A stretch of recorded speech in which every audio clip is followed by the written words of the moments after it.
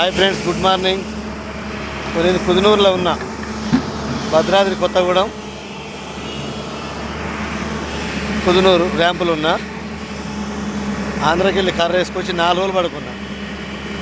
1వ తారీఖు వస్తే నిన్న కాలైంది, రాత్రి నైట్ ఈవినింగ్ అయింది, నైట్ వచ్చి ఇక్కడ పడుకున్నా. ఇప్పుడు లోడ్ అవుతుంది ఫ్రెండ్స్.